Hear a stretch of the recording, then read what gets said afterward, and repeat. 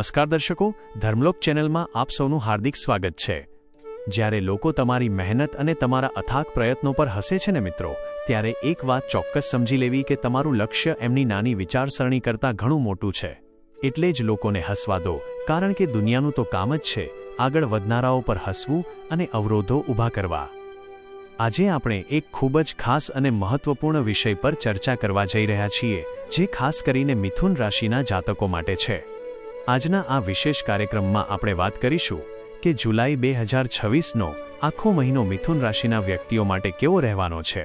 બ્રહ્માંડમાં જે ગ્રહોનું ગોચર થઈ રહ્યું છે તે તમારા જીવનના અલગ અલગ પાસાઓ, જેમ કે તમારું સ્વાસ્થ્ય, શિક્ષણ, પ્રેમ સંબંધો, વૈવાહિક જીવન, ભાગ્ય અને તમારા કરિયર પર કેવી અસર કરશે તેની વિગતવાર અને વાસ્તવિક સમજણ મેળવીશું। આ સંપૂર્ણ ગણતરી તમારી જન્મરાશિ એટલે કે ચંદ્ર રાશિ પર આધારિત છે। આ મહિનાની ગ્રહ દશા પર નજર કરીએ તો મિથુન રાશિના સ્વામી બુધ ગ્રહ બીજા ભાવમાં બિરાજમાન છે, જ્યાં તેમની સાથે ગુરુ અને શુક્ર પણ રહેલા છે। તમારા પ્રથમ ભાવમાં નવગ્રહોના રાજા સૂર્યદેવ બિરાજમાન છે, જ્યારે ત્રીજા ભાવમાં કેતુ અને 10મા ભાવમાં શનિદેવ ગોચર કરી રહ્યા છે। 11મા ભાવમાં રાહુ અને 12મા ભાવમાં મંગળ ગ્રહની સ્થિતિ બનેલી છે। સૌપ્રથમ આપણે તમારા સ્વાસ્થ્ય અને જીવન શક્તિ વિશે વાત કરીએ। કુંડળીનો પ્રથમ ભાવ આપણી રોગપ્રતિકારક શક્તિ અને શારીરિક સુખાકારી દર્શાવે છે। રાશિના સ્વામી બુધ બીજા ભાવમાં હોવા છતાં તેઓ વક્રી થઈને ફરી પ્રથમ ભાવમાં ભ્રમણ કરશે, જે તમારી આંતરિક શક્તિને મજબૂત બનાવશે। જો કે 5 જુલાઈના રોજ જ્યારે શુક્ર ત્રીજા ભાવમાં પ્રવેશ કરશે, ત્યારે તમારે તમારા ખાનપાન પર વિશેષ નિયંત્રણ રાખવું પડશે। જ્યારે પણ તમે કોઈ મુસાફરી પર હોવ અથવા બહારનું ભોજન લેતા હોવ, ત્યારે પાચન ક્રિયા, લીવર કે પેટને લગતી નાની મોટી તકલીફો ન થાય તેનું ધ્યાન રાખવું જરૂરી બનશે। ખાસ કરીને 5 જુલાઈથી લઈને 20 જુલાઈ સુધીનો સમયગાળો થોડો સાવચેતી માંગે તેવો છે। જો કે એકંદરે સ્વાસ્થ્ય બાબતે કોઈ મોટી ચિંતા કરવાની જરૂર નથી, કારણ કે રાશિના સ્વામી મજબૂત સ્થિતિમાં છે। સૂર્યદેવ પ્રથમ ભાવમાંથી બીજા ભાવમાં પ્રવેશ કરશે, જેનાથી તમારો આત્મવિશ્વાસ અને સાહસ અદ્ભુત રહેશે, પરંતુ તેની સાથે જ તમારા સ્વભાવમાં થોડી આક્રમકતા અથવા ઉતાવળ આવી શકે છે। ક્રોધ પર કાબૂ રાખવો અને માથાના દુખાવા જેવી સમસ્યાઓથી બચવા માટે પૂરતી ઊંઘ લેવી હિતાવહ રહેશે। હવે વાત કરીએ તમારા શિક્ષણ અને વિદ્યાર્થી જીવનની। કુંડળીનો 5મો ભાવ અભ્યાસ અને જ્ઞાનનો ગણાય છે।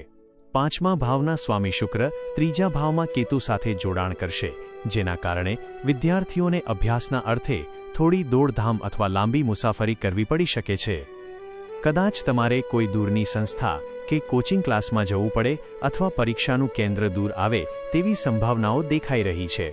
શરૂઆતના દિવસોમાં તમારે સામાન્ય કરતાં વધુ પરિશ્રમ કરવો પડશે, પરંતુ દેવગુરુ બૃહસ્પતિ બીજા ભાવમાં ઉચ્ચના થઈને બેઠા હોવાથી તમારું મન જ્ઞાન અર્જન કરવામાં ચોક્કસ લાગશે।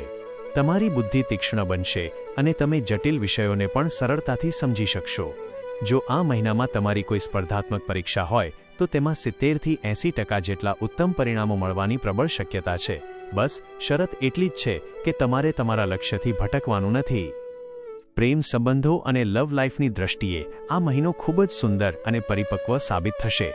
જો ભૂતકાળમાં પરસ્પર અવિશ્વાસ કે કોઈ ખોટી સમજણને કારણે સંબંધોમાં અંતર આવી ગયું હોય, તો આ મહિને તમે તમારી કુશળ વાણી અને પ્રેમાળ વર્તનથી બધું જ સંભાળી લેશો।